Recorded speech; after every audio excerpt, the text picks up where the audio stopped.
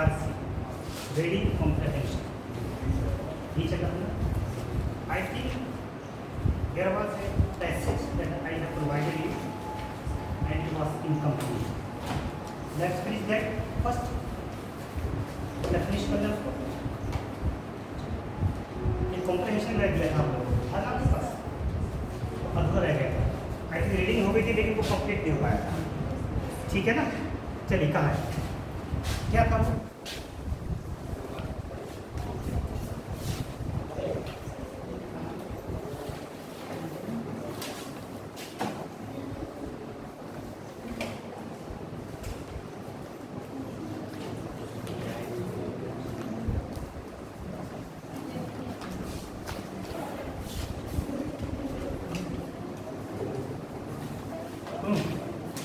What was that? A man is a rational animal. यही था ना? ठीक है नहीं? इसका आई थिंक रीडिंग हो गई थी इसकी. Let's start. एक बार पढ़ लेते हैं. ठीक है. Man is a rational animal. ये रीडिंग कॉम्प्रहेंशन है जो मैंने आपको प्रोवाइड किया था पहले. अब इसको हम एक बार और पढ़ लेते हैं. Man is a rational animal so at least. इंसान जो है एक रैशनल यू नो तार्किक तर्क करने वाला. That's why he is different from animal. Because animal doesn't have rational power. उनके अंदर rational power नहीं होती. So at least I have been taught. जैसे कि मुझे बताया गया है कम से कम. राइटर ऐसे करने से कि वो शायद मानते नहीं हुआ. जैसे मुझसे बताया गया है इंसान एक rational man है. Animal है. Throughout my long life, अपनी पूरी जिंदगी I have looked diligently. मैंने बड़ी मेहनत से देखने की कोशिश की है. मैंने देखा है और एविडेंस मैंने सबूत तलाश किए हैं. मैंने कहाँ in favour of this statement. इस स्टेटमेंट के फेवर में टोन कैसी है राइटर की यहाँ. It's a sarcastic ironic tone. कहते हैं मैंने पूरी लाइफ इस स्टेटमेंट के फेवर में एविडेंस तलाश करने की कोशिश की है कि क्या रैशनल ही है वाकई. इंसान है भी नहीं रैशनल. तो कैसा रैशनल है कि जानवर के human animals are not rational. ये जानवर तो रैशनल नहीं होते ना, but they have peaceful life. Man is a rational animal and he is committing all kinds of mistakes, all kind of terrorism, all kind of you can say commotion in society.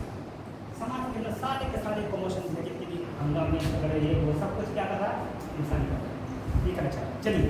But so far I have not had the good fortune to come across it. But so far, लेकिन अब तक I have not had the good fortune. मेरा good luck नहीं हुआ to come across it. कि इस बात से मैं कहीं मैच कर जाऊँ. Come across this. I could have happened to meet the evidence of that statement. इस स्टेटमेंट के फेवर में मुझे कोई एविडेंस मिल जाता. ऐसा मेरा लग नहीं हुआ. मिल नहीं पाया. आगे. ऑन द कॉन्ट्रेरी इसके विपरीत हुआ क्या है. I have seen the world plunging. मैंने देखा है दुनिया को प्लंगिंग डूबते हुए कंटिन्यूअली लगातार. Further into madness. पागलपन में डूबते हुए देखा लगातार. ठीक है. I have scene great Nations. मैंने बहुत सारे देश देखे. Formerly leaders. तो पहले कभी क्या रहे थे. लीडर्स रहे थे और सिविलाइजेशन सभ्य रहे. देखिए कॉम्प्रहेंशन पढ़ने के लिए एक आपकी मेमोरी पावर भी ठीक ठाक होनी चाहिए. ठीक है. जैसे कि बताया मैंने बहुत सारे लीडर्स देखे हैं सिविलाइजेशन के. क्या करते हुए देखे हैं. Led and stray. भटकते हुए. कैसे. Bye teachers. उपदेशकों के द्वारा जो लेक्चर देने वाले हैं. Bombastic nonsense. बहुत बड़ी बड़ी बातें करने. बातों की जो बकवास होती है. बड़ी बड़ी बात होती है. ये कर देंगे वो कर देंगे ऐसा हो जाएगा. ठीक. उनसे हमने बड़े बड़े लीडर्स को सिविलाइजेशन के आई हैव सीन देम एस्ट्रे. इनको भटकते हुए. ठीक है. और दिस इज डिप्रेसिव. ये सब बात बड़ी डिप्रेसिव. डिप्रेसिव माने निराशाजनक. But gloom is useless emotion. लेकिन ये कहते हैं ग्लूम जो निराशा है बड़ी यूजलेस यूजलेस इमोशन, अच्छी इमोशन नहीं है। इरasmus एक समझ कर रहे हैं was probably right, शायद वो ठीक कहते थे when जब he asserted, जब उन्होंने जोर दिया था क्या that folly is perennial, कि folly है, folly फुलिशनेस, मूर्खता, बेवकूफ़ी पेरेनियल मीन्स परमानेंट होती है। यह the human race has survived, लेकिन फिर भी इंसानियत जो है सर्वाइव की है, यानी कि जिंदा रही है। Aristotle was the first to proclaim, Aristotle पहला आदमी है जिसने ये प्रोक्लेम मीन्स ये प्रोक्लेम किया, ऐलान किया क्या, that man is a rational animal. Proclaim किया एक्सप्लिसिटली विद एन एक्सप्लेनेशन, पूरे एक्सप्लेनेशन के साथ क्या क्या है उसने, man is a rational animal, इंसान एक तार्किक तर्क करने वाला इंसान। जिसने कहा था पहले एरिस्टोटल, हिज अनइम्प्रेसिव रीजन, उसका जो बड़ा अनइम्प्रेसिव माने अगली भद्दा कहिए रीजन था इस बात को कहने का, वो क्या था, वॉट इज व्यू के लिए वॉज, वो था क्या था, क्या कर दिया उसने कि इंसान रैशनल है, क्योंकि some people can choose sums, वो ये मान करता है कुछ लोग सम कर सकते, सम माने हिसाब किताब लगा, ठीक, जोड़ घटाओ मल्टीप्लाई करना, बोले इंसान कर सकते हैं, इसलिए आदमी क्या होते हैं, रैशनल होते हैं, तार्किक होते हैं। इन्होंने कहा कि बड़ा बेसिक सा रीजन है। चलिए हम क्वेश्चन लेते हैं। देखिए मेमोरी पावर आप सकता हूँ इसमें आरसी के लिए क्यों हो मेमोरी पावर समझता है, you can't do so much to improve your memory. आप अपनी मेमोरी को बढ़ाने के लिए तो कुछ चीज़ नेचुरल होती है। हाँ एक चीज़ है, जितना अच्छा कॉन्सेंट्रेशन होगा आपका उतनी अच्छी मेमोरी हो जाएगी, ये रियलिटी। तो कॉन्सेंट्रेट आप पूरी तरह करोगे तो मेमोराइज कर लोगे। है होता क्या कि पैराग्राफ को पढ़ते वक्त पैसेज, आज मैं आपको मॉडल दिखा दूँ, 48 पेज का आपका यूपीएससी का पेपर है 2019 का, कब का 2019 का 48 पेज का, कितने पेज का है, उसमें से 30 पेजेस किस चीज़ के हैं, सिर्फ comprehension, 30 pages, more than half, आधे से भी ज़्यादा, मुझे लगा सारे का सारा पेपर ही सब भरा हुआ है कॉम्प्रिहेंशन से। और एक एक पैराग्राफ है तो पता ना क्वेश्चन कितने पैराग्राफ पे है ना, वैसे लिखा है, एक एक भी है, दो दो भी है, दो से ज़्यादा शायद किसी में हो, लेकिन पूरा पैराग्राफ पढ़ना है, पता लगा मेहनत से आपने पढ़ा, देखा क्वेश्चन देखो तो क्वेश्चन ये इसमें फिर मैं बता दूँ, जितने एक्सपर्ट वगैरह को देखेंगे आप, वो सब एक ही बात कहते हैं, मेन चीज़ कि आपको टाइम मैनेज बहुत तरीके से होता है, ज़्यादा टफ नहीं होता है, लेकिन इतना ज़्यादा होता है कि आप अगर बहुत तरीके से सोचने लगे, if you stay to think over that, you are not able to solve the problem in a given time. अगर उसका ज़्यादा रिफ्लेक्शन करने लगे, सोचने लगे, बड़े तरीके से वर्ड मीनिंग सोचने हिसाब लगाने लगे, तो आप उसको इतना वक्त नहीं मिलेगा आपको टाइम मैनेज, रीडिंग कैपेसिटी होनी चाहिए। चलिए मैं आपसे बता दूँ, इसको देख लेते हैं। Author has seen great nation led astray by, ये मैंने आपको सिर्फ एग्जाम्पल दिया है, ये दिया है हलवा दिया है, आप चम्मच हलवा खा लेंगे, अब आपको असल खाना आज दिया जाएगा, देखते हैं कैसे खाते हैं आप, ठीक है नहीं। चलिए, और this is very interesting but groom is a, चलिए, ऑथर फाइंड्स एज इरasmus found that life is folly is perennial, इरasmus ने क्या पढ़ा था, ठीक, folly is perennial, सही है। that man is a rational animal was first announced by Aristotle, ठीक है, क्लियर है, ये बात चैप्टर क्रॉस कर दो, ये मैंने सिर्फ आपको चीज़ दिखाई दी है कि मैंने आपको रोड पे आना, ठीक है। एक चीज़ मैं आपको बताता हूँ, सबसे बड़ा प्लस पॉइंट ये है कि आपका जो पेपर आएगा, ठीक है, 2019 का पेपर की बात कर रहा हूँ, ठीक है, तो मैं लेकर के आया। एक प्लस पॉइंट ये है कि जो भी पैसेज दिया होगा इंग्लिश में भी होगा और वो हिंदी में भी होगा, पूरा पैराग्राफ जो है हिंदी में भी होगा और वही पैराग्राफ इंग्लिश में भी होगा।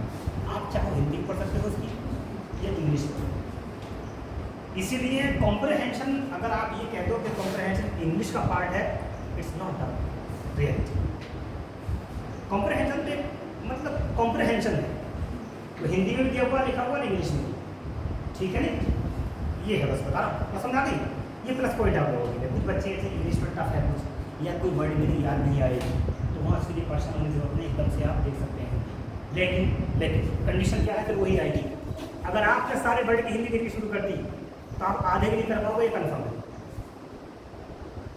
टाइम आपको मैनेज करना है, पेपर आपको सोल्व करके, तमाम पेपर का कॉम्बिनेशन ही भरा पड़ा है। मकसद सिर्फ एक है कि वो रटने वाली कैपेसिटी वो खत्म हो जाए। आप कॉम्प्रहेंशन ऐसी चीज़ है कि आप खूब पढ़िए, स्टडी करिए, और पेपर से 10-15 दिन पहले चाहे बिल्कुल मत पढ़िए, तब भी कर लेंगे अगर आप चाहते हैं। लेकिन बाकी पेपर जो है आपको तो पेपर देने के जाने तक पढ़ने होते हैं, इसको ही पढ़ना होता है। लेकिन प्रैक्टिस पर डिपेंड करता, चाहे एक महीना पहले बंद कर दीजिए, आप सभी लोगों को सोल्व करना है। बेटा हुई इसके बारे में प्रैक्टिस करनी है, ठीक है नहीं? खैर, तो 2019 का है, मैं इसके बारे में आपको 2-4 चीज़ें बता दूँगा, एक दो बात जो मैंने अभी नहीं बताई, ठीक है?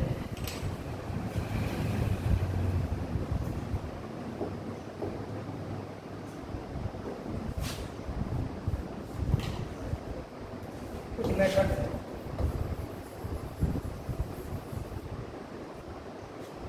मेथड्स कॉम्प्रहेंशन के लिए कोई सिलेबस बनी होती है। जो भी मेथड से बताई जाएगी वो आपके कंफर्ट के लिए, so that you can understand it easily. उसके लिए रटने की जरूरत नहीं है, ना ही वो चीज़ एग्जाम में आती है, वो आपको समझाने के लिए बात समझ ना। जैसे 2-3 मेथड होती हैं और ज़्यादातर इसी एंगल से क्वेश्चन पूछ भी जाते हैं, ये क्लियरिटी आप लिख लेंगे। जैसे कि एक KVM मेथड बता देते हैं। KVM मेथड का मतलब है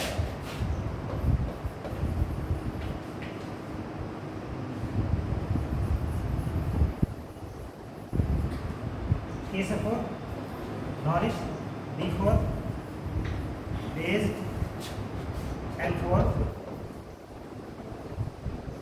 method, ठीक है? KVM मेथड, इसको रखने की जरूरत कुछ नहीं है, बस बताना है कि कुछ मेथड आपको जो कॉम्प्रहेंशन करते वक्त, ऑप्शन टिक करते वक्त इस तरह की ट्रिक भी अपनानी है KVM वाली। KVM का मतलब कुछ क्वेश्चन होंगे जो आपको नॉलेज पे ही डिपेंड करेंगे, आप यानी कि पैसे की आपको कितनी नॉलेज है, it will depend on that, ठीक है? तो आपके लिए हम कह सकते हैं। दूसरा हम कहते हैं EVM, ठीक है? EVM से मतलब है, E से मतलब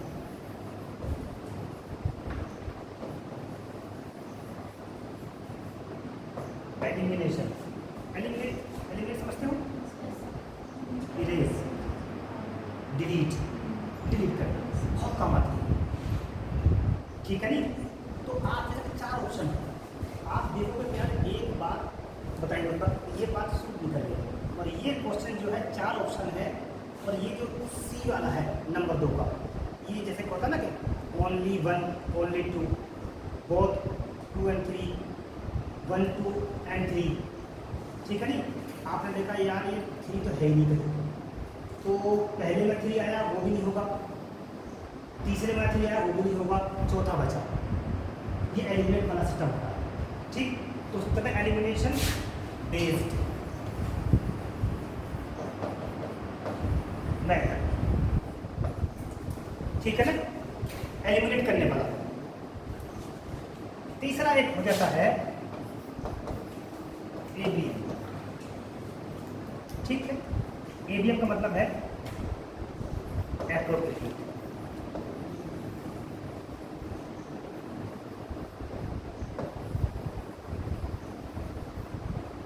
बेस्ड मेथड, ठीक है? एप्रोप्रिएट कौन सा? आप समझा में?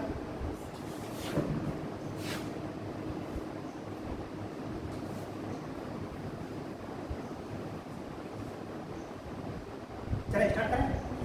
अब एक केस में क्या है, हमेशा याद रखना, एक चीज़ मैंने पहले भी आपको स्टेप देकर बताई थी, फिर बताऊँगी दूसरी बात, कि आप जितनी भी कॉम्प्रहेंशन करेंगे वहाँ आप अपनी ओपिनियन नहीं लगाएंगे। मान लो आपको लगता है कि राइटर ने ये बात पैसेज में गलत बोली है, वो ऑप्शन दिया गया, ऑप्शन में आपको लगा कि यार ये बात ठीक है, तो आपको ऑप्ट कर दोगे, आपको नहीं करते। अगर ऑथर ने गलत भी बोली, कोई भी बोली, हम मतलब नहीं, अगर ऑथर ने जो बोली ऑप्शन में हमको वही देखना है, क्योंकि हमें जो आंसर देना है वो पैसेज के बेस पर देना है, अपना आइडिया लगाना हुआ कि यार ये बात तो गलत है। जैसे कि मान लो कि हॉस्टल PhD करा हुआ हो, रिसर्च करा हुआ हो, जेंडर बेस पर PhD करा हुआ, जेंडर के ऊपर पैसेज आ गया होगा, तो हो सकता है कि पैसेज बनाने वाला भी उससे नहीं जानता हो, जो बच्चा बैठा हुआ है PhD का चला गया आदमी जेंडर के ऊपर, तो देखा यार ये बात पैसेज में गलत बोली है, ये होना चाहिए, तो वो अगर करेगा ठीक तो गलत हो जाएगा, क्योंकि हमें पैसेज दिया है ना, उसके हिसाब से काम करना है। ऑथर जो बोल रहा है ऑथर को समझना है, वहाँ अपना ओपिनियन नहीं डालना है। ये बहुत मिस्टेक होती बता रहा हूँ मैं, इनको पढ़ाने का मकसद यही होता है, बाकी सब प्रैक्टिस ये है कि आप अपना ओपिनियन ना डालें उसमें। आपको जो ऑथर ने वहाँ लिखा है, ठीक है नहीं, जो भी ऑथर ने लिखा है इसका ध्यान रखें, ठीक है नहीं, आपको सिर्फ उसी पर कॉन्सेंट्रेट करना, उसी बात को समझना है, ठीक। अब इसमें जो नॉलेज बेस्ड मेथड है, इसमें एक क्वेश्चन आमतौर पर शायद ज़्यादातर पैसे, मान लो अगर 30-35 क्वेश्चन है, 30-35 में तो आज में 10 क्वेश्चन होंगे एजम्पशन वाले। एजम्पशन समझते हैं? What did the writer assume in this passage? What kind of assumption may be made by reading this passage? Yeah, what kind of assumption had the writer in his mind while writing the passage? यानी कि writer ने जब ये लिखा था तो उसके जहन में क्या एजम्पशन था या क्या एजम्पशन बन के आया, ठीक। तो ये नॉलेज बेस्ड है, ध्यान रखना पड़ेगा काय का एजम्पशन का। बहुत आएगा एजम्पशन ही पर लिखा होगा, ऐसा नहीं वहाँ कुछ और नहीं होगा, एजम्पशन बहुत। मैं अभी दिखाऊंगा आपको तो आप देखोगे,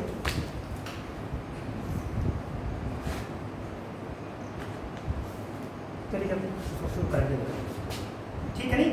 तो एजम्पशन वाला जब भी आएगा, एज्यूम क्या किया है, ठीक, तो वो आएगा क्या, नॉलेज बेस्ड। 3 होंगे इसमें,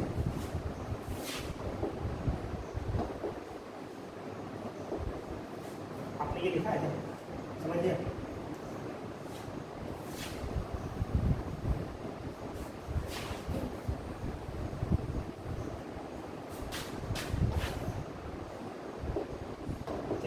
एक तो देखिए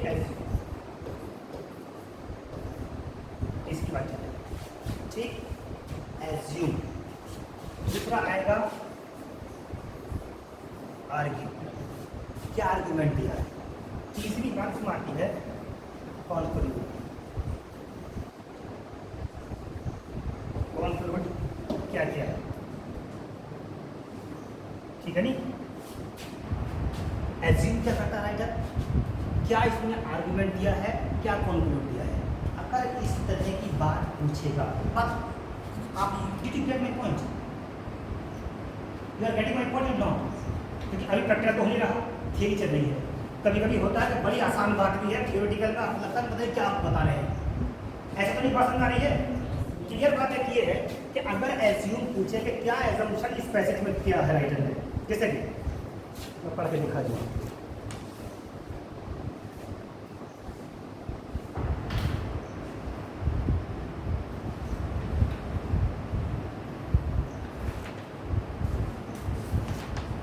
देखिए ये भी दिया है question, on the basis of the above passage, ये तुम्हारे यूपीएससी में आया हुआ पेपर, ठीक है नहीं। On the basis of the above passage, इस पैसेज के बेसिस पर the following assumption have been made, इस तरह के एजम्पशन बनाए गए हैं। फिर एजम्पशन दिए हैं उन्होंने 4 ऑप्शन का, फिर पूछा है विच of the above assumption is और आर वैलिड। बताइए जो एजम्पशन ने दिए है कि ऐसा है या ये है या ये है, 4 ऑप्शन दिए राइटर, तो बताइए पैसेज के हिसाब से कौन सा वाला सही है। इसमें दिया है A and 2 1 and 2, दूसरे में ओनली 3, तीसरे में 1 and 3, चौथे में 1, 2 and 3। ये आपको करना है। मतलब मेरा कहने का ये है कि ये बात तो समझ आ गई है क्या क्या चाह रहा है इसमें, ठीक वो अभी बताइए। यानी कि अगर एज्यूम करने का आए, एज्यूम की बात तो लॉजिक बेस्ड है, वहाँ आप एलिमिनेशन टिक लगाएंगे नो डाउट, इस पर डिपेंड ज़्यादा करेगा। या आर्गूमेंट है कि किस तरह का आर्गूमेंट दिया है, क्या लॉजिक दे रहा है, तो वो इस बात है। तीसरा कंक्लूजन, यानी कंक्लूड मुझे बताइए इससे क्या कंक्लूजन निकलता है पैराग्राफ से, तो वहाँ पर टिक वगैरह ज़्यादा काम नहीं करती। वहाँ पर ये है कि आपको एक बार पैराग्राफ को देखना ही पड़ेगा, उसकी नॉलेज होनी चाहिए।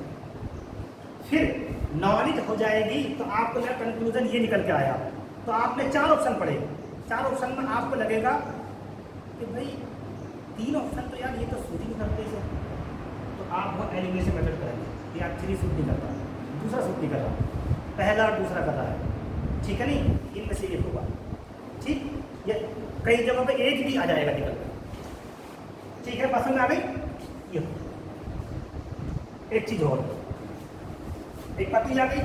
दूसरा ये है एक चीज़ कि यूनिवर्सल ट्रूथ वाले जो क्वेश्चन होते हैं आमतौर पर, या प्रोबेबिलिटी बताई जाएगी आपको 100%, ये देखिए the sunrise in the east, ठीक। इस तरह के जो ऑप्शन अगर आते हैं यूनिवर्सल ट्रूथ वाले, ठीक, the earth revolves around the sun, इस तरह की बात एग्जाम्पल देकर बता रहा हूँ, तो यूनिवर्सल ट्रूथ वाले या एवरीवन सब कुछ करने वाले, तो इस तरह के जो ऑप्शन होते हैं वो ज़्यादा चांसेस हैं वो गलत होते हैं, आप उनको से अवॉइड करें, वो गलत होने के चांस ज़्यादा है, क्योंकि यहाँ ज़्यादातर देता है कि इसके बेस्ड पर यूनिवर्सल ट्रूथ के ऑप्शन कम से कम देता है, रेयर चांसेस है, तो उससे आप बचिए, ठीक है नहीं। वो आएंगे आज एज्यूम के, आर्गूमेंट के, कंक्लूजन, ये आपको देखना बात क्लियर है। अब एलिमिनेशन मेथड पर, ठीक है नहीं। एलिमिनेशन मेथड पे जैसे कि यही है, वो हमको अप्लाई कैसे करनी मैं ये बता रहा हूँ। इसमें क्या है, हमने 1 2 3 4 कर दिया, ठीक। अब ये कंफर्म है, मैं मिसाल के तौर पर बता रहा हूँ, देखिए आमतौर पर क्वेश्चन आता है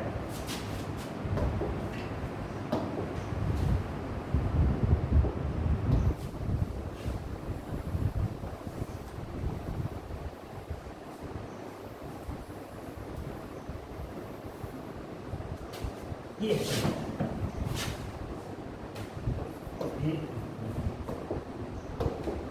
A B C D, मान लें ऐसा, ठीक। इसमें आया 1 and 3, इसमें आ गया ओनली 2, इसमें आ गया 2 and 3, इसमें आ गया 1 2 and 3। इस तरह का एलिमिनेशन बना रहे, इस तरह से आपकी बात समझ आ गई है। यानी कि क्वेश्चन है कोई ऊपर दिया है, वो कहेगा बताओ कौन सा सही है, 1 and 3 वाला सही है, या ओनली 2 सही है, या 1 and, ये एंड है भाई, दूसरा मत समझना, 1 and 3 सही है, या 1 2 3 है। अब आपने एग्जाम्पल पढ़े सारे के सारे, उसमें आपने 4 ऑप्शन पढ़े, दिमाग से ना 4 ऑप्शन में से आपको कुछ खास समझ में नहीं आया, बस इतना समझ में आ गया, आमतौर पर होता है सब देते हैं, 1 2 4 क्वेश्चन जरूर आएंगे ऐसे, आपने 4 में से सिर्फ एक देखा कि यार थर्ड गलत है, कंफर्म है, बाकी 3 को मुझे कंफ्यूजन है, लेकिन थर्ड गलत है पक्का, ठीक। अगर थर्ड गलत है, ये आपने बात कैच कर ली कि 4 ऑप्शन है, 4 ऑप्शन में मुझे कोई खास नॉलेज नहीं है, बस इतनी नॉलेज हो गई है कि थर्ड ऑप्शन गलत है, ठीक है। तो बताओ सही कौन सा होगा इसमें से?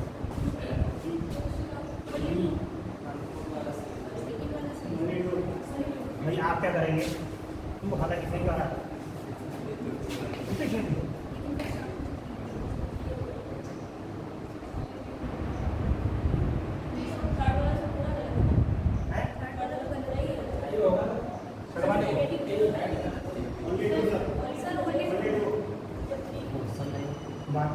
एक बात तो बता दूँ, जो पहला क्लिक करेगा कोई भी क्वेश्चन आंसर, उसको आप ट्राई कर देना हमेशा, मुझे आगे ठीक नहीं चाहते, ज़्यादा दिमाग लगाते ना कभी तो गलत हो जाता है, और आमतौर पर होता है ऐसा।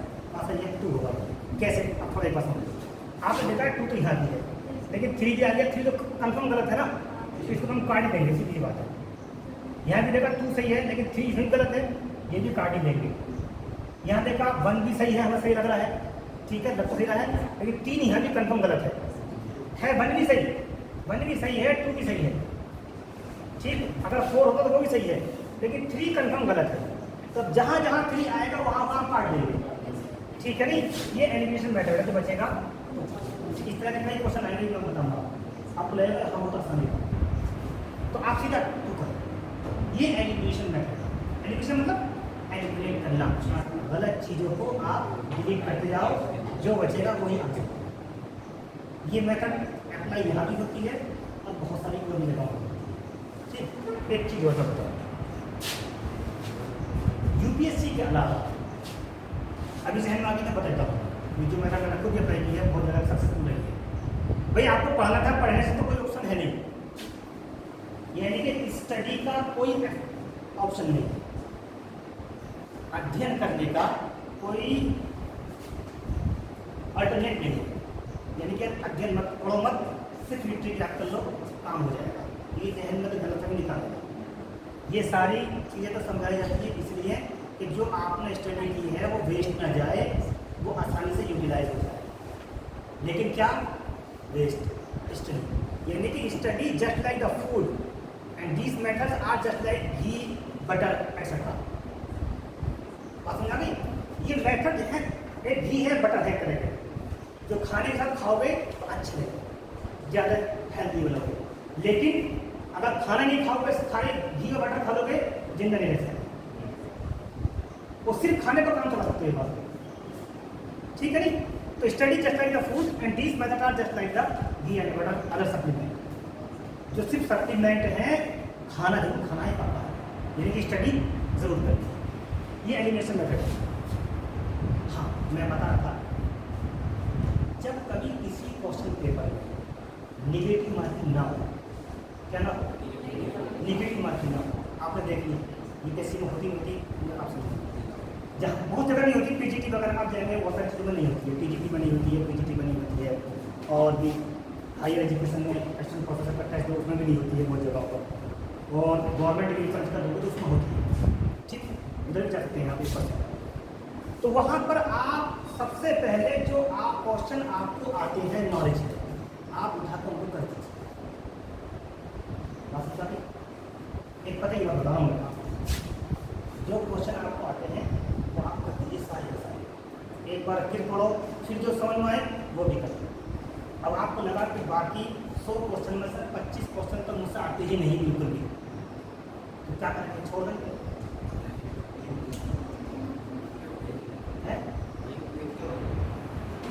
छोड़ेंगे क्यों? नेगेटिव मार्किंग नहीं है तो हम सबको लगाएंगे फिर 25 में क्या पता 2, 3, 4, 5 सही हो जाए, लेकिन उनमें ऐसे लगा देंगे आइडिया से।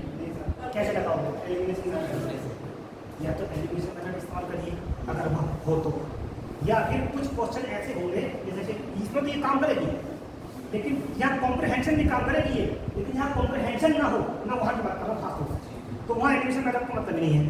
ये तो कॉम्प्रहेंशन की बात है ना, कॉम्प्रहेंशन में आपने पढ़ा है तो आपको समझ में नहीं आया, तभी आपने समझा कि थर्ड गलत है, तो काट कर उसको बाकी कर देंगे। जहाँ कॉम्प्रहेंशन है ही नहीं तो वहाँ तो एलिमिनेशन का मतलब भी नहीं है।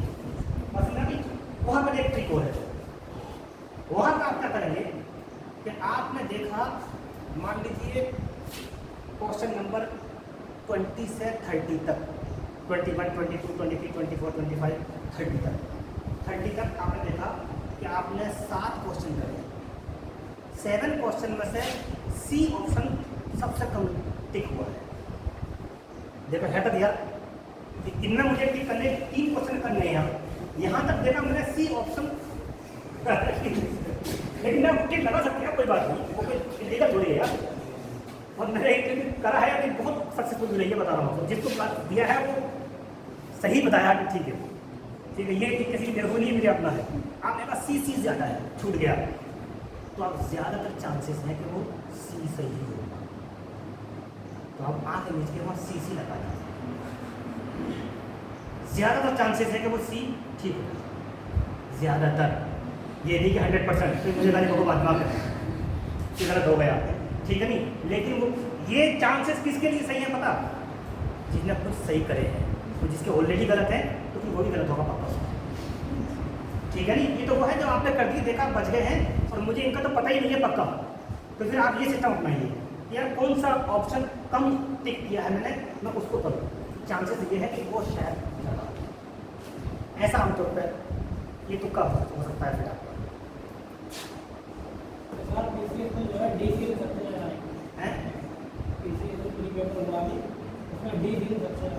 डी सीरीज, तो अब वहाँ पर जब हम मैटर बता रहे हैं वही हो जाएगी, ठीक है नहीं।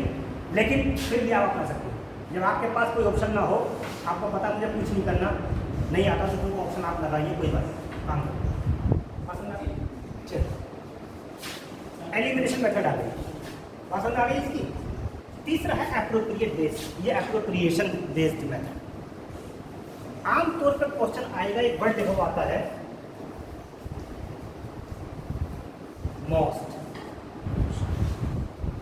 ठीक है नहीं। मोस्ट का मतलब which one of the following questions या option is the most appropriate and logical conclusion. ये आमतौर पर बहुत ज़्यादा आता है, अक्सर आप देखना उसमें या पढ़ें। सबसे ज़्यादा एप्रोप्रिएट और सबसे ज़्यादा जो रैशनल या लॉजिकल कंक्लूजन इस चीज़ का क्या होगा। अब उसमें क्या होता है कि उसमें ज़्यादातर एक जैसे ही लगेंगे आपको बहुत हद तक, वहाँ आपको छांटना एप्रोप्रिएट, यानी कि बाकी भी सही हो सकते हैं लेकिन सबसे ज़्यादा एप्रोप्रिएट, वहाँ ये वर्ड आमतौर पर लिखा आता है most appropriate, most logical, most rational, most, ठीक है, कंक्लूडिंग, इस तरह का लिखा है। ये बिल्कुल होगा, टर्मिनोलॉजी बेस्ड भी एक वर्ड बोलते हैं इसको। तो वहाँ पर आप एप्रोप्रिएशन बेस्ड मेथड इस्तेमाल करें, वहाँ पर फिर एलिमिनेशन मेथड आ जाएगी। इसको देखिए एलिमिनेशन मेथड, यानी कि आपको लगा क्या कंक्लूजन में, आपको लगा कि हमने कंक्लूजन जितने भी निकाले हैं उनमें से एक कंक्लूजन गलत है या ये गलत है, ठीक, एलिमिनेट करते जाइए, जो सबसे एप्रोप्रिएट लगेगा वो बचेगा, आप एप्रोप्रिएट उसको ले सकते हैं।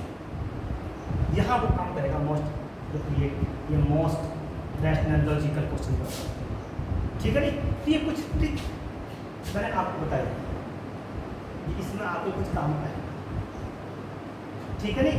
एक चीज़ फिर मैं रिपीट करूँ दोबारा, कई बार रिपीट मैं कर रहा हूँ और करता रहूँगा कि आप ऑथर को न भूलें।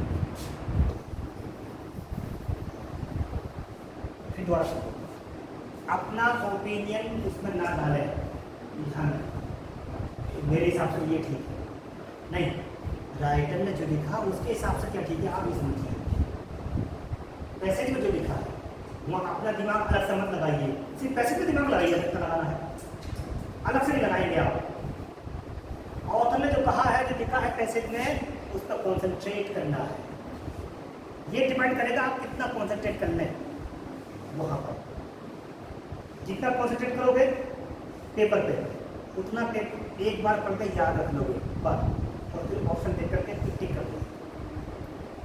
और जो आदमी ऐसे होते हैं कि पैसेज पढ़ा तो पता नहीं पढ़ा क्या, उनको कोई दिक्कत है, फिर 2 बार 3 बार रेपिटेशन करेगा बार बार, वो रेपिटेशन से आपको बचना है। आप टारगेट बनाइए, मैं हद से हद 2 बार पैसेज देखूंगा, तीसरी बार तो आंखों से देखूंगा ही नहीं उसको, और तीसरी बार देखा तो फिर आप कर ही नहीं पाओगे, कोई फायदा नहीं हो सकता, वो कर लो फिर आपकी सर्विस हो जाए। टाइम मैनेजमेंट इम्पोर्टेंट, फिर बताता हूँ। सबसे पहले इसी टेबल को फेस करोगे आप, फर्स्ट सेकंड पे पहुँचा शायद आप तो प्री में है, तो प्री में तो ये आएगा नहीं, ठीक है नहीं। तो ऑथर का व्यूज़ आपको देखना है, अपना ओपिनियन अपनी राइट में ना डालें, अपना दिमाग से उस पर लगाएं तो ऑथर ने क्या कहा लिखा, ठीक है ना। लेट्स सॉल्व सम, तो सॉल्व कर लें एक दो। यहाँ तो कोई बात किसी के समझ में अगर नहीं आई हो या कुछ दिक्कत हो जाता, नेक्स्ट लेक्चर में हम जो है आपके ग्रुप पर डलवा देंगे, आपके मोबाइल पर सकते हो, ठीक है नहीं।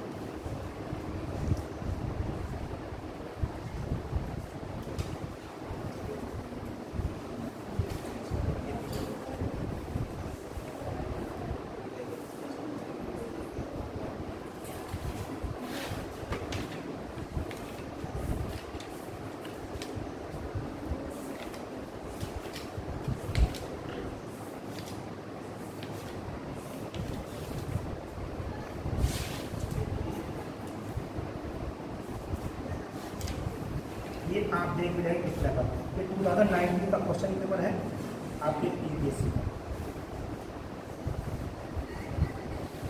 और क्वेश्चन पेपर सिर्फ कॉम्प्रिहेंशन निकालने होंगे, सारे नहीं हैं, ये 4-5 हैं, बाकी तो बदले मेरे पास है, ये की जरूरत नहीं बिल्कुल, ठीक है ना। ऐसे ही दे दो।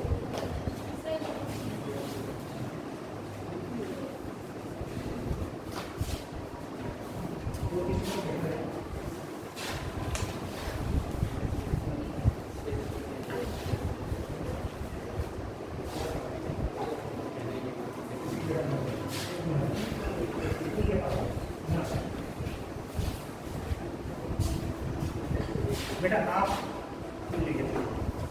आगे ये बताइए, सीधा बोलना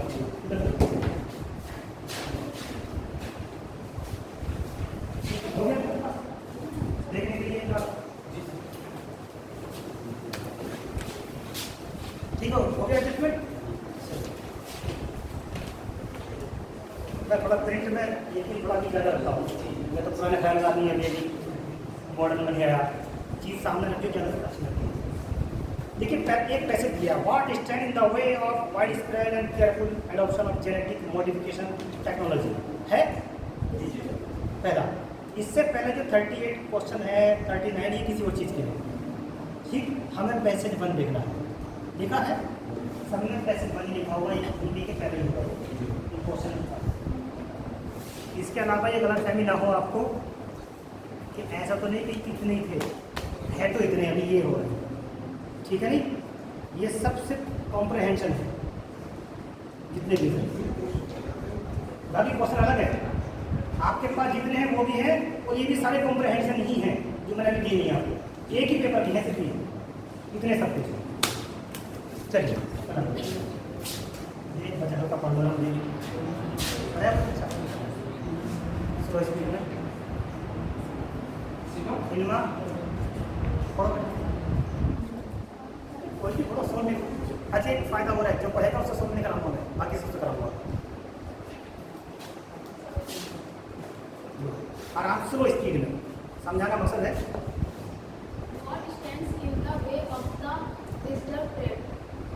व्हाट स्टैंड्स, क्या चीज आती है रास्ते में, रोड़ा करके, इन द वे माने रास्ते में, और वाइड स्प्रेड फैलने की, चौड़ और फैलने की, एंड केयरफुल सावधानी पूर्वक एडॉप्शन कहते हैं आपको लाने के रास्ते में, एडॉप्शन मीन्स एक्सेप्ट करना की चीज़, तो किसी चीज़ को फैलाना, स्प्रेड करना, वाइड स्प्रेड थोड़ा करके फैलाना, या बड़े सावधानी से अपनाने के रास्ते में क्या चीज़ आती है, किसको अपनाने के आप जेनेटिक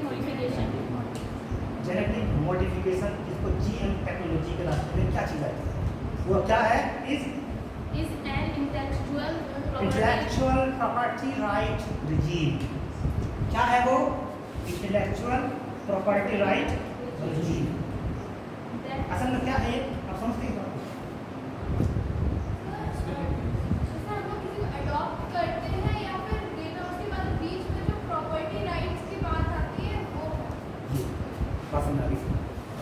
यानी कि जो भी बुक बदल नहीं जाती है, सपोज दैट नहीं, अगर कोई बुक लिखी जैसे लिथेसिस है वो है, जगह कोई बात नहीं है, तो उसमें इंटेलेक्चुअल प्रॉपर्टी राइट मेरा, मैं अगर कहूँगा तो उसको कोई ज़रूरत करा सकता है, मैं अगर ना चाहूँ तो करा भी नहीं सकता, कोई एडिटिंग नहीं कर सकता उसमें, ठीक है नहीं, वो सिर्फ जो मैंने खरीदने का राइट दिया है सिर्फ खरीद सकता है, तो ये इंटेलेक्चुअल प्रॉपर्टी राइट होता है किताब लिखने वाले का।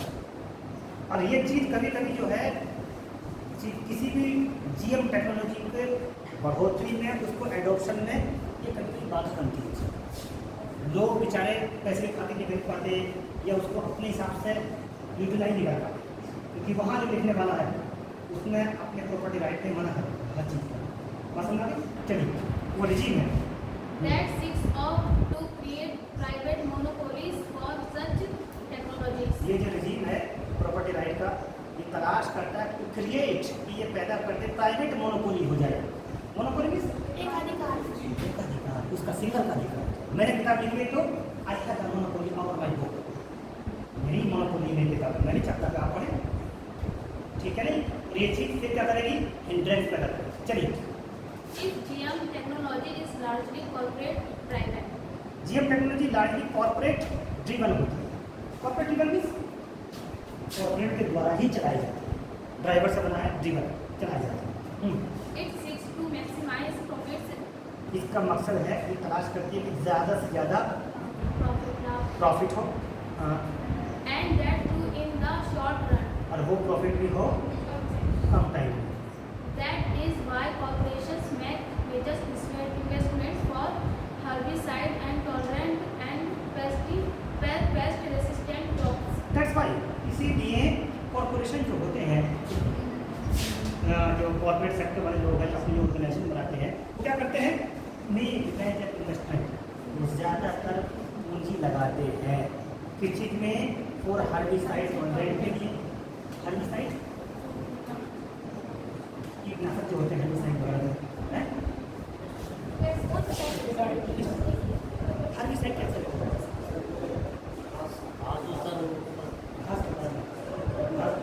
हर्ब से बनाया हर्बिसाइड टॉलरेंट होते हैं, उसमें लगाते हैं, या फिर एंड पेस्ट रेसिस्टेंट क्रॉप, या उस फसल में लगाते हैं जो फसल कैसी होती है, पेस्ट रेसिस्टेंट, मतलब कीटों का ग्रोथ करने वाली, यानी कि जिसमें कीड़े कम से कम पड़ते हों, ये मतलब है। ऐसी क्रॉप में पैसा ज़्यादा, ठीक है नहीं। आगे, Such properties have only a short window. As soon enough pests and weeds will evolve to overcome such resistance. Such properties, ऐसी प्रॉपर्टी है ओनली शॉर्ट विंडो, बहुत ही शॉर्ट विंडो है उनकी, छोटा है, मतलब विंडो मतलब उसका दायरा छोटा होता है, चारों सब निकल पाए, दरवाजा नहीं विंडो है, दरवाजे सब चले जाएंगे, विंडो से कम लोग जाएंगे, ये सब तो शॉर्ट विंडो है।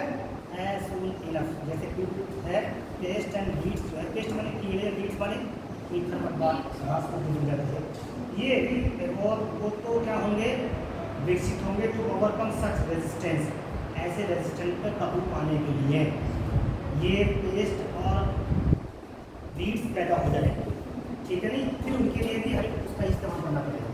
आगे बढ़िए, This suits the corporations. लेकिन ये चीज़ सूट करती है किसे, corporation. The National Farmers Commission pointed out that national Farmer Commission ने पॉइंटेड आउट किया था, क्या पॉइंट करते हैं, priority must be given, in genetic modification importance ज़्यादा इम्पोर्टेंस दी जाए इन जेनेटिक मॉडिफिकेशन में, किसको दी जाए, to the incorporation of genes to the that incorporation, समझते हो, इनकॉर्पोरेट कहते हैं चीज़ों को शामिल करना, इंक्लूड करना, ठीक है नहीं, इनकॉर्पोरेट। तो वो कहा कि हमें जेनेटिक मॉडिफिकेशन टेक्नोलॉजी में उन्होंने कहा कि हम क्या चीज़ बढ़ाएं, इनकॉर्पोरेशन करें किसका, जीन्स का, क्या था genes, that can have impart, जो दे सके रेजिस्टेंट वाले प्रोटेस्ट की फीलिंग, किसे, ड्रॉट, secondly समझना, ऐसी चीज़ों को उन्होंने ज़्यादा इंपॉर्टेंस दी है ऐसे जीन्स को, जो जीन्स क्या करें, रेजिस्टेंट पावर पैदा करें, किसके खिलाफ, ड्रॉट में, सूखे के खिलाफ, सैलिनिटी, बाढ़ वगैरह सीलन हो जाती है, सीलन से बहुत बीमा करते हैं, सैलिनिटी करते हैं, सीलन के खिलाफ, एंड अदर स्ट्रेस, ये दूसरे कुछ स्ट्रेस और परेशानियाँ उनके खिलाफ, बात समझ आ गई, चलिए अब बैठ जाइए। देखिए, which one of the following is the most logical, rational, crucial message?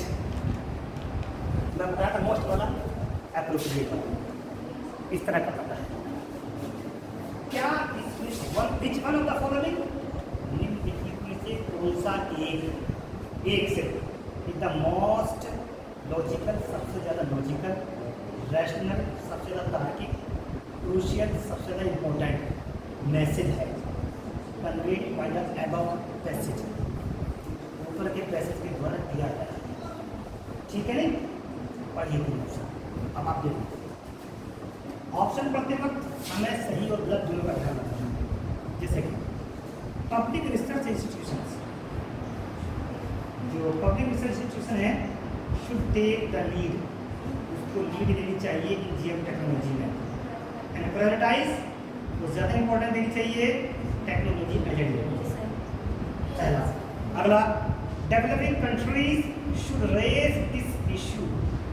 Developing countries को रेज माने उठाना चाहिए दिस इशू, इस मुद्दे को in WTO world trade organization में इस मुद्दे को उठाना चाहिए एंड इंश्योर द एवोल्यूशन।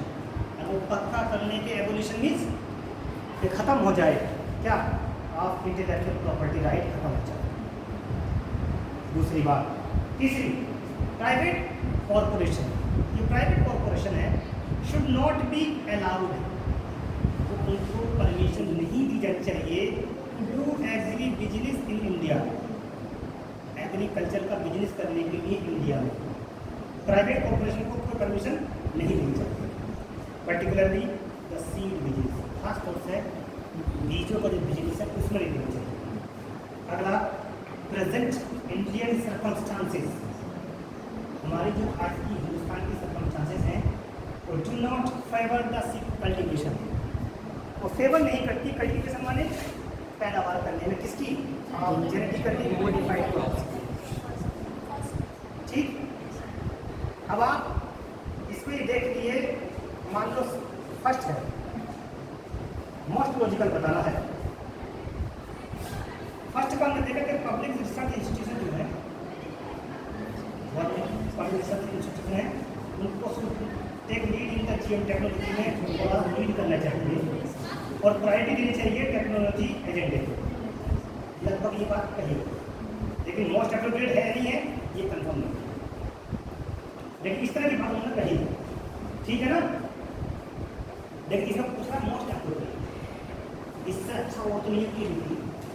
अगला, developing countries should raise this issue, developing countries को इस इश्यू को उठाना चाहिए WTO।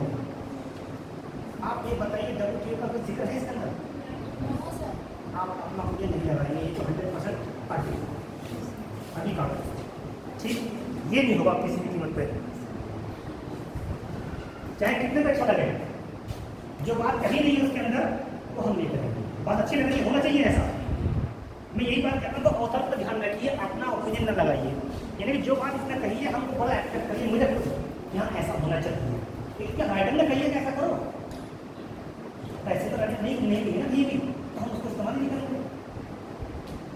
जो बात जिस जो एजम्पशन उन्होंने बना कर दिया है आपके जहन में वो नहीं, आप नई बात उन्हें दे दी, इतनी अच्छी लग रही है वो आप नहीं बताएंगे, बात यह है।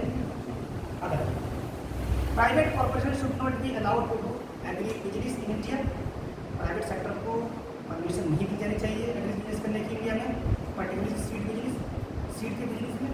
क्या ऐसे काम उसने लगता कही कहीं नहीं कहा, ये बात तो कही नहीं कि प्राइवेट को हम अलाउ नहीं कर रहे, उन्होंने कहा तो ये पार्टी इसका एलिमिनेशन बैठक, ये जो बात नहीं की हम उसको खत्म कर देंगे। ठीक, चौथा, present Indian circumstances do not favour the cultivation genetically modified crop. Hindustan की जो हमारी परिस्थितियाँ हैं वो जेनेटिकली मॉडिफाइड क्रॉप को अलाउ नहीं करती, फेवर नहीं करती। क्या ऐसा कहीं भी लिखा है इसके अंदर? हिंदुस्तान के बारे में कुछ कहीं नहीं गया।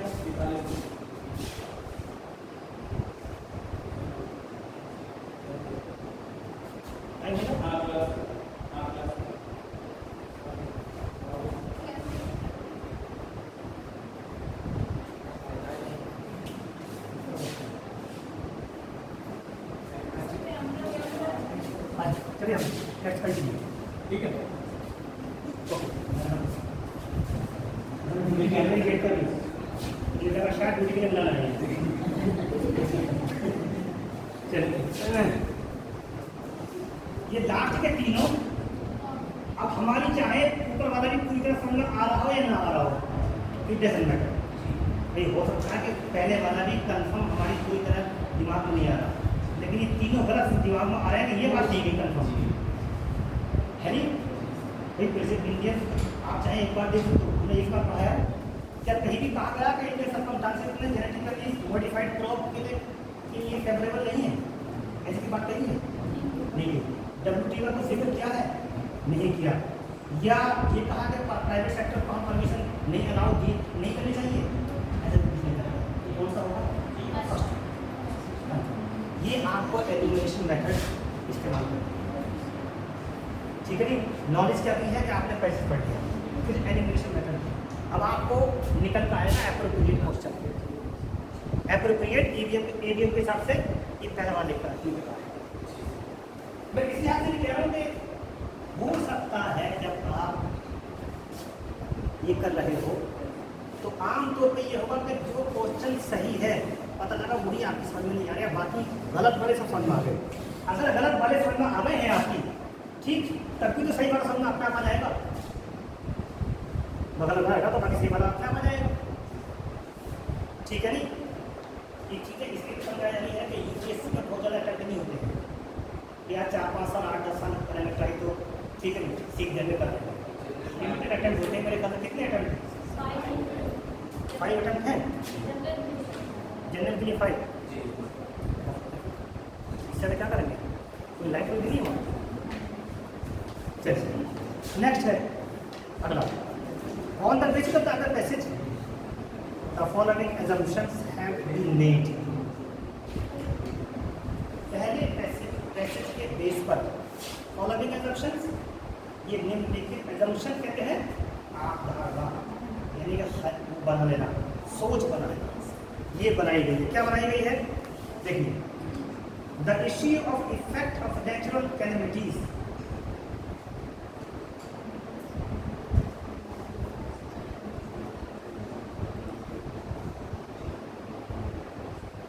देखिए द इश्यू ऑफ इफेक्ट, ये मामला है असर डालने का, काय का? नेचुरल कैलेमिटीज का। नेचुरल कैलेमिटीज कहते हैं प्राकृतिक आपदाएं जो होती हैं, वो क्या क्या होती है?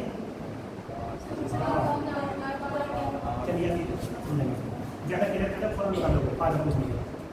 तो इश्यू जो है नेचुरल कैलेमिटी का असर पड़े एग्रीकल्चर पर, is not given the consideration, due consideration, उस पर ज़्यादा कंसिडरेशन नहीं दिया गया है, यानी कि ध्यान नहीं दिया गया है बाई जीएम टेक्नोलॉजी कंपनी के द्वारा।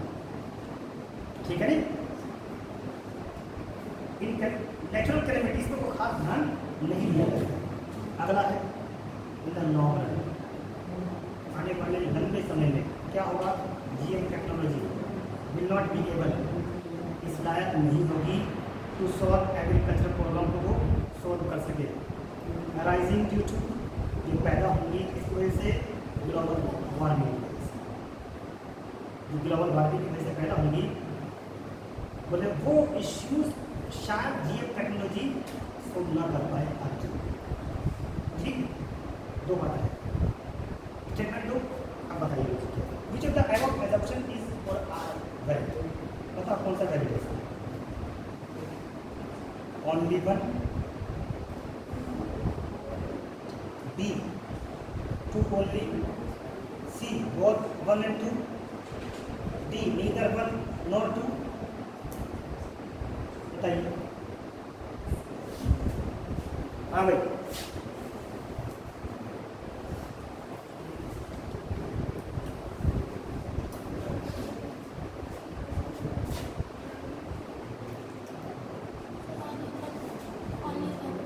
कैसे?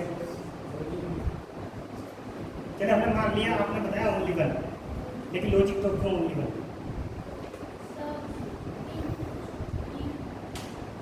ना तो 1 ना 2।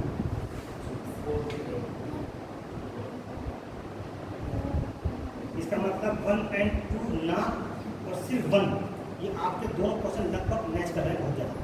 यानी आप दोनों ने ये बात कही एलिमिनेशन मेथड के हिसाब से कि 2 बिल्कुल नहीं है। तो इन्होंने 1 कहा है, उन्होंने कहा ना तो 1 ना 2, इन्होंने दोनों नकार दिए। दोनों में एक बात कॉमन आ गई, यानी कि 2 को किसी ने नहीं माना। ठीक, क्या सच में ग्लोबल वार्मिंग का जिक्र है इसके अंदर? नहीं, ग्लोबल वार्मिंग का कोई जिक्र है? जब नहीं है तो कन्फर्म ये तो कटेगा, यानी कि दूसरा। अब जिस जिस पर दूसरा होगा वो सब कट जाएंगे, बचेगा क्या?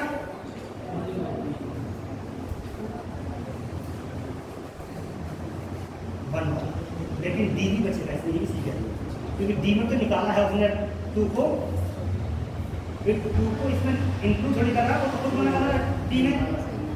ठीक है नहीं, लेकिन ये बताओ अब आपको 2 क्वेश्चन बच गए आपके। देखो यहाँ सिर्फ आपको ट्रिक समझाई जा रही है, ठीक है नहीं, ये तो प्रैक्टिस है, बाकी प्रैक्टिस आप करते रहेंगे।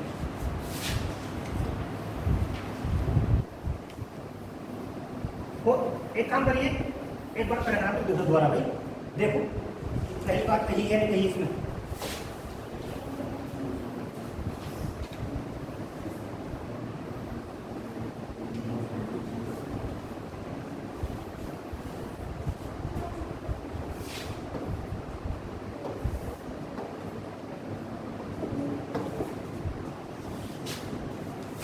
One, only, two only, four, one and two.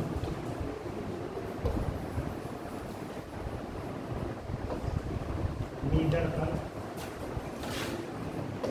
not. यही क्वेश्चन है ना, ठीक। एक बार हम पीछे देख ले, 2 बार दे सकते ना। पहला क्वेश्चन हमने इतनी मेमोरी समझ की कि हमारी है कि हमने कंफर्म कर लिया कि ग्लोबल वार्मिंग का कोई जिक्र नहीं था, वो चाहे बात सही हो, लेकिन ग्लोबल वार्मिंग का जिक्र अगर कहीं कर रही है तो हम बिल्कुल काट देंगे।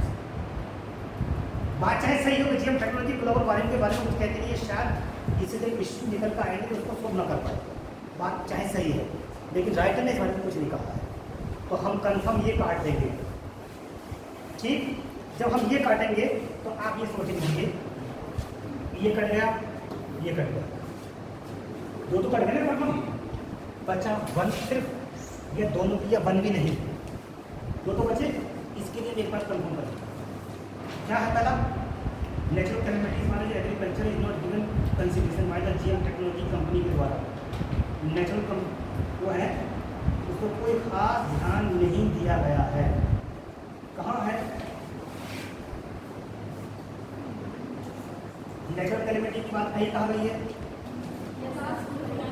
पढ़ी line. The National Farmer Commission ने पॉइंटेड आउट किया था क्या, priority must be given, priority दी जानी चाहिए genetic modification to the incorporation of genes, ऐसे जीन्स को दी जानी चाहिए that can have impart to drought.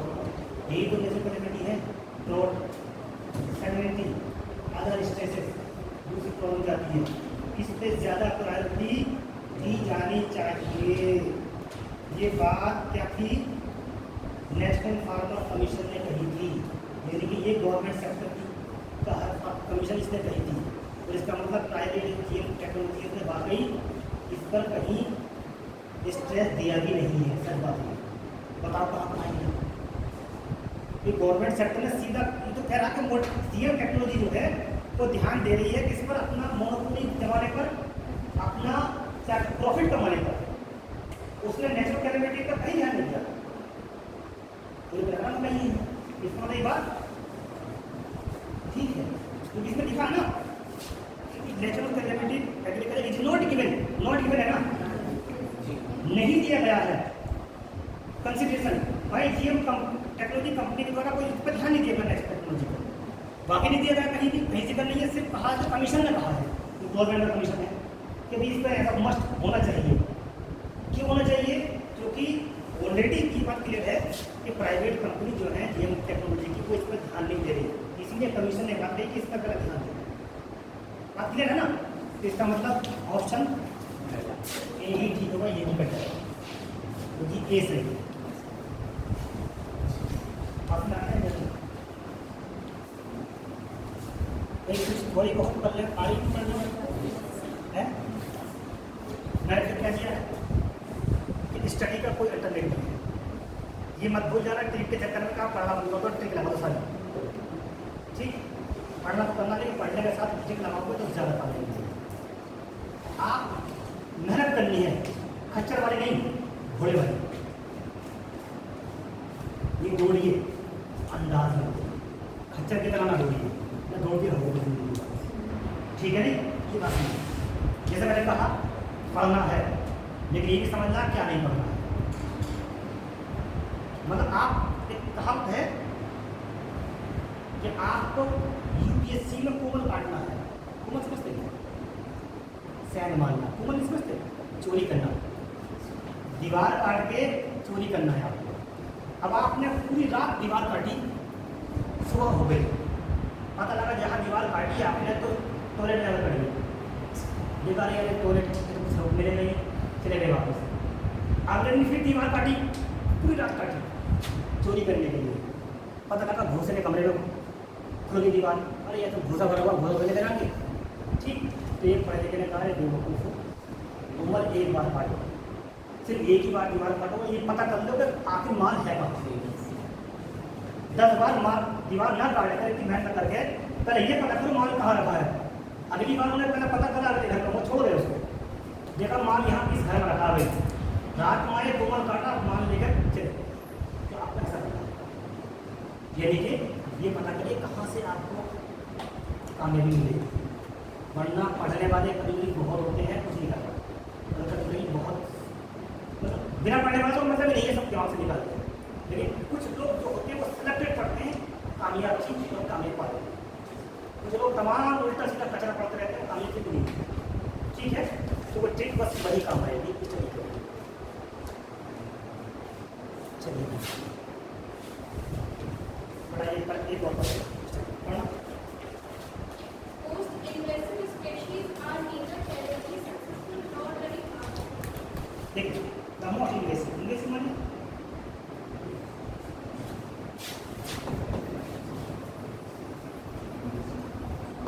आपने इन्वेड वर्ड पढ़ा है?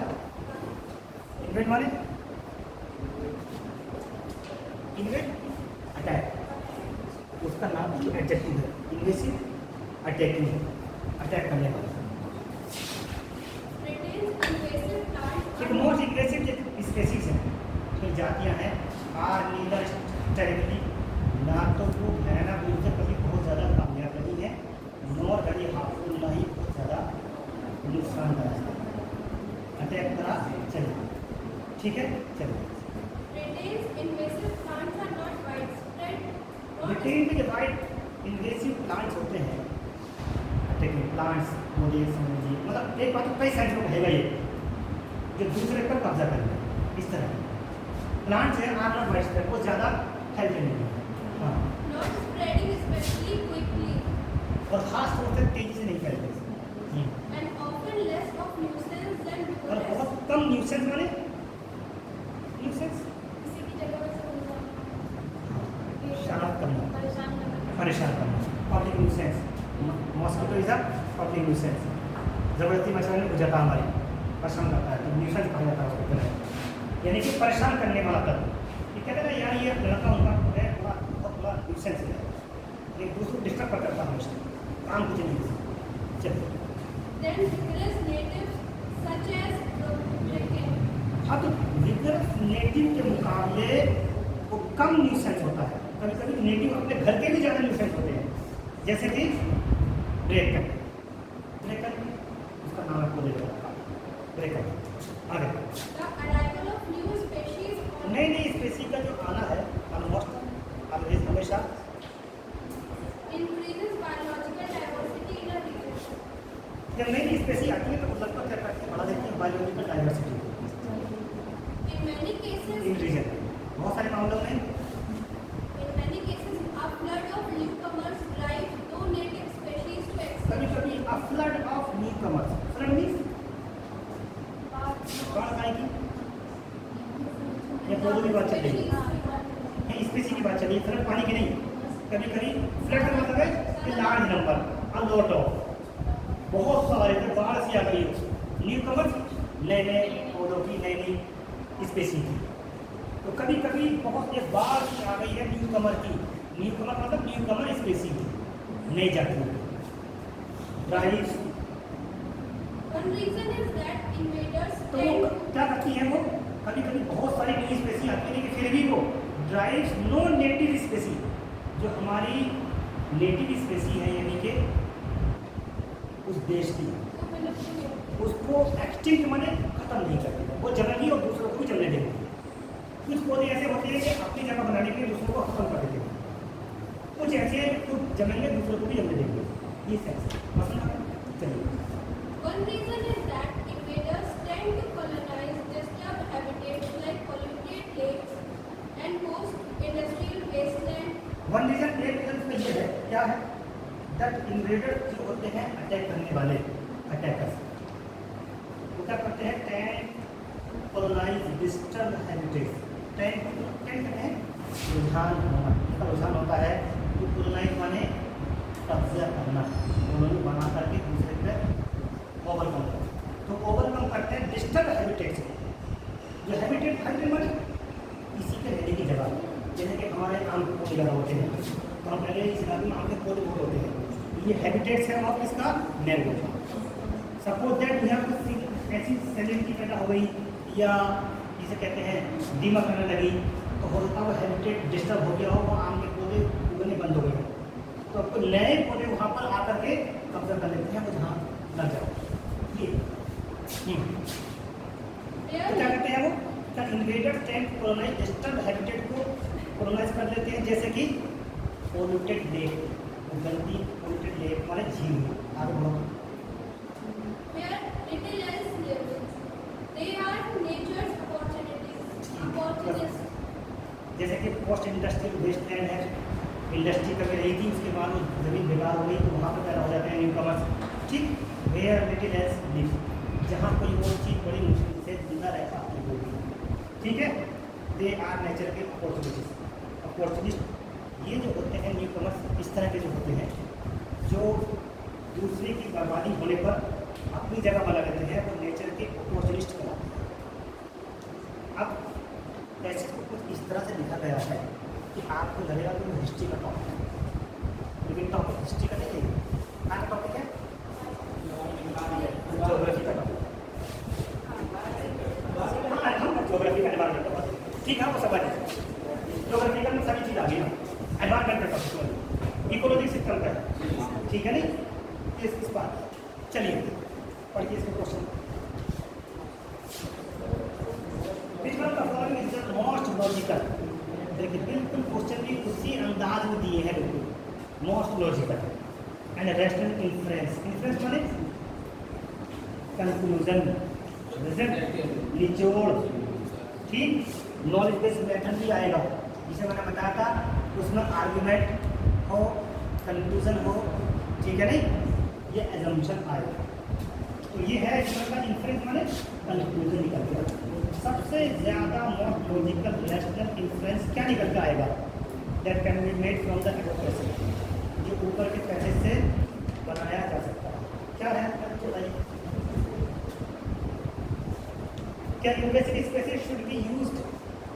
इन्वेसिव स्पेसी है, उनको इस्तेमाल किया जाए टू रिहेबिलिटेट डेजर्ट एरियाज को, रिहेबिलिटेट करने के लिए दोबारा उसको, एक डेजर्ट एरिया है जो वीरान एरिया हो चुका है, उस पर क्या हम इन्वेसिव स्पीसीज को दोबारा उगा दें ताकि इस्तेमाल हो जाए जगह। And wasteland of a country, या कोई कंट्री की वेस्टलैंड पड़ी है वहाँ पर उगा दें, कैसे नहीं इस्तेमाल की जाए। अगला, law against the introduction of foreign plants are unnecessary. कानून अगर बना जाए, laws against the introduction, introduce करने के खिलाफ फॉरेन प्लांट, विदेशी प्लांट लाने के, आर अननेसेसरी, वो क्या है, जरूरी नहीं है। क्या ये बात है? अगला, समटाइम्स कभी कभी कम कैंपेन, कैंपेन माने कैंपेन, कोई कैंपेन होते हैं against foreign plants are pointless. विदेशी प्लांटों के खिलाफ जो कैंपेन होते हैं वो बिल्कुल पॉइंटलेस माने बेकार होते हैं, यूजलेस होते हैं। Foreign plants should be used, विदेशी प्लांट इस्तेमाल किए जाने चाहिए to increase the biodiversity of a country, किसी देश की बायोडाइवर्सिटी को इंक्रीज करने के लिए। ठीक, अब बताओ कि कौन सा सही है?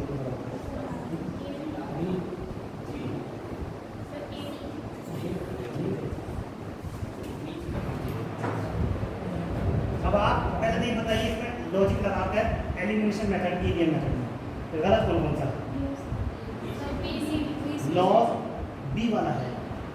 क्या कानून की कोई बात आई है? कानून बनाओ से बना ना बनाओ, आप उसको काट दो।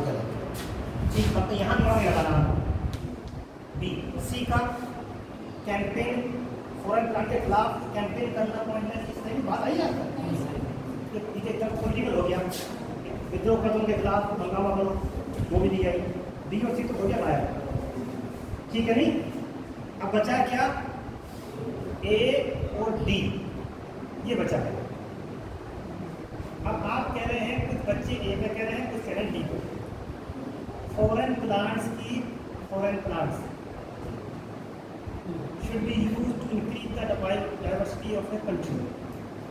देखिए ए और डी दोनों ही सही है, ये तो बात है क्लियर, ठीक। लेकिन मोस्ट एप्रोप्रिएट ये तो बात कही है, सबसे अच्छा कौन सा है, यानी ए है या डी है? कैसे डी कैसे बता सकते? इसमें दिया है arrival of new species almost always हमेशा इंक्रीज करते हैं बायोलॉजिकल डाइवर्सिटी इन रीजन, ठीक है नहीं। इसके कह रहे हैं हम, या दूसरा इन्होंने जो कहा है ये लॉजिक दे रहे हैं। ये दूसरी बात इस पहले क्वेश्चन की है कि invasive species should be used to rehabilitate desert areas. इन्होंने सीधा सीधा कहा है कि न्यू कमर्स जो है यानी कि इन्वेसिव प्लांट है वो इस मायने में खराब नहीं है क्योंकि वो उगते ही वहाँ है जहाँ के पहले से ही ज़मीन खराब हो गई हो, डेजर्ट हो गई हो, या इंडस्ट्रियल एरिया ने खराब कर दी, तो ज़मीन इंडस्ट्री हट गई, उसके बाद न्यू कमर्स वाला लगाओ, तो वो तो इन्होंने कहा तो फायदे की है, वो लगाओ उसको। ज़मीन खराब पड़ी उसको लगाओ ना, कई बार इन्होंने बात कही, तो ऊपर देखो सीधी सीधी कही है, क्या कहा इन्होंने अराइवल के बाद देखो, one reason is that, last वाला क्वेश्चन पढ़िए।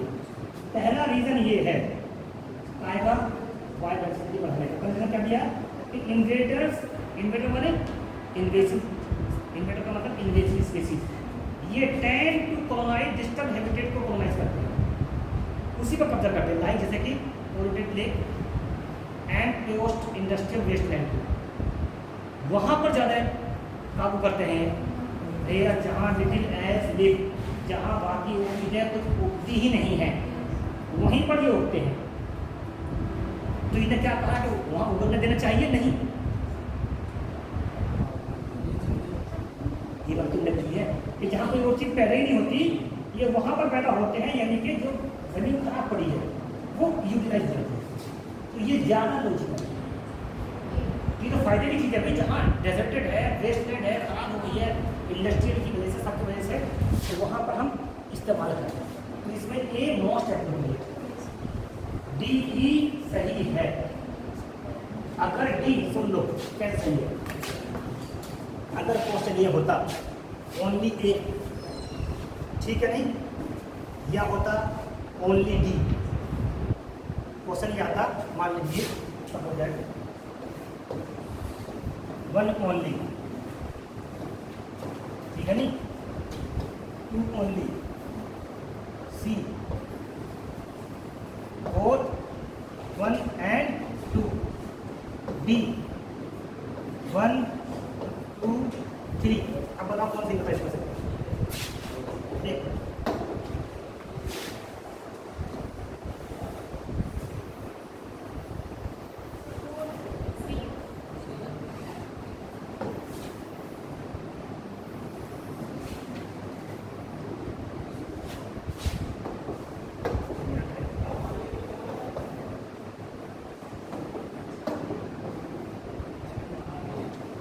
बताओ भाई, ये क्वेश्चन बचा। अगर ये क्वेश्चन इस तरह, ये क्वेश्चन सपोज है जैसे ये दिया है ऐसा ना होकर के ऐसा होता, बहुत चांस है होने की, ऐसे ही आता है पैटर्न। तो ये बताइए कौन सी होगा इसमें से?